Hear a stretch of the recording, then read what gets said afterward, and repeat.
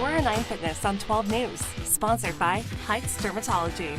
409 Fitness here at World Gym. I'm Sapphire Cervantes, of course, with Derek Moore, and today we're actually going to get a little bit into what we call a calorie deficit, because Derek here is actually a bodybuilder, and he's been prepping for a show.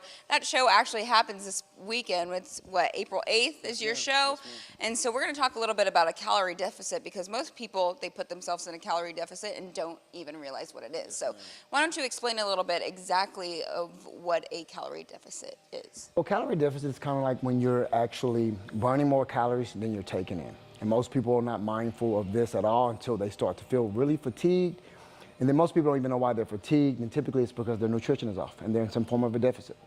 There are two different types of calorie deficit. It really depends on what you're looking for your body to do. Some people in a bodybuilding field are looking to build muscle, hold muscle, and burn fat. So the way you do that, you want to manipulate the body by being in some form of a deficit, but it is consistent with the macros that I'm eating. So if I'm doing bodybuilding and I'm going to be in a deficit, I'm going to have high amounts of protein, low amounts of carbs. Some people who are going to be in a calorie deficit may not subscribe to having a lot of protein. They may just have a lot of carbs. So therefore, the body's going to be doing a lot of different things. So to reiterate, calorie deficit with a bodybuilder, he has a lot of lean muscle tissue, so his metabolic rate is 10 times higher than a person who's not performing or eating to those particular goals. You know, we preach here, eat all the time, but what people don't probably realize is sometimes when they go into the gym that they're actually putting themselves in a calorie deficit, regardless if, you know, they do compete, if they are an athlete or not. Right. So what does that exactly do to their body, especially if they're trying to lose weight? Well, if they're trying to lose weight and they come in the gym, initially what happens if they're working the deficit, they will lose weight. And people could say, you know, I lost weight, I worked the deficit, I worked a particular diet. I'm not even gonna say they're mindful of the deficit, but they will lose weight and they'll think it's working. But what they're also losing is a lot of muscle. So therefore, they're actually preventing themselves from being able to go out and really perform. Or if they're looking to build muscle, then they would have to up the calories. So they would have to be mindful of the deficit, the purpose of the deficit. If they come in the gym and they have high amounts of energy, well, what did I eat the night before? Okay, well, let's say they had pizza and wings. Okay, well, that's plenty of energy to come in and get a really good workout. Does not equate to weight loss, though. It doesn't equate to understanding the macros and staying in a calorie deficit, because there's no way for you to gauge the calories you just took in. So if you eat a pizza and let's say 3 or 4 slices of pizza is equivalent to 18 to 1900 calories on top of the soft drink that you may have with it, on top of the wings, you could be floating around 27 to 3,000 calories in one sitting. And going to the gym day in and day out and not understanding why you're not losing weight, but you could very well still be in a deficit. Because you took these calories in on this day, you came in and your exertion did not match up for Monday or Tuesday, which means you didn't really work that hard and your body's just stuck. So you literally got to calibrate it, get it in the right type of calorie range or calorie burning range, which would consist of you coming in, understanding I'm eating 22 to 2,300 calories. I have enough energy from protein, fats, carbs to do a consistent leg day every Wednesday, consistent back day every Thursday. And with that happening, you will build muscle, burn fat, lean out, doing it all in a deficit.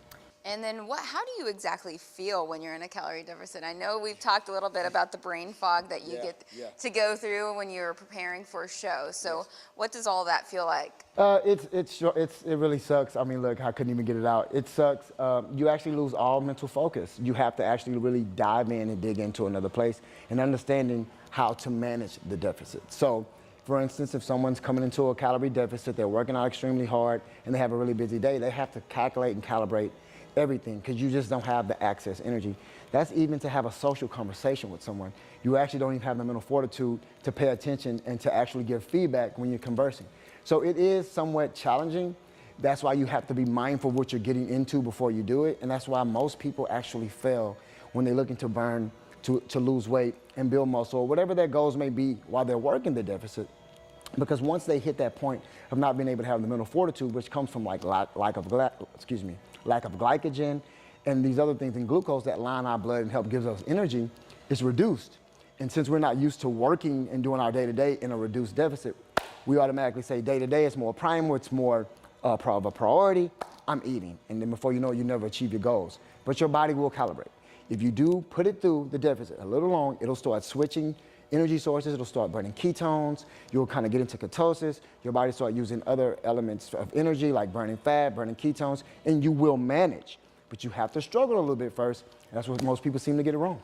And do you think that's why binge eating probably becomes a big problem once you start your fitness journey and don't understand that calorie deficit? Yeah, most definitely. And it's the restriction of the manic personality that you may have with fitness. And I know it is very up and down. The polarities are very crazy. For 1 minute, you will have this person who's binge eating, not really focusing on diet, to saying, okay, I'm in the gym 5 days a week, and I'm not gonna stop, I'm not gonna cheat. That's not, practical. You most definitely have to manage it and ease into it. And as you ease into it, you can kind of get, control of it, and then you can actually offer yourself cheat days. So I tell all my clients, hey, listen, I have to put you on some form of a diet plan. Let's not look at diet as restricting you from having things you want. Let's look at diet as finding a way to monitor what we're putting into our body. You may have a better diet some days than others, depends on if you decided to break diet or not. But it's not a deal breaker. Most people don't get diets 100% right. It's, a 70 to 100 percentile type of thing. But if you are working at it, you will get results just by default, by the body not really knowing what's going on, understanding there's a difference in the eating calibration versus exertion, and your body will respond. The thing is when the body catches on to what's going on, and that's when you have to adjust. And most people do not want to adjust, so they just self-sabotage and say, you know what, it's not working. I'm just gonna go over here and eat all of this food. The next thing you know, they put themselves back in the surplus, which is more calories in than being burnt out. Then that comes depression, the irregulation of hormones like we discussed previously, and then the vicious cycle just repeats itself. And so basically you just have to stay mentally strong is what you're saying? You have to be mentally strong. Nothing in this life is not worth it. If it's not worth the sacrifice, then it's not worth anything.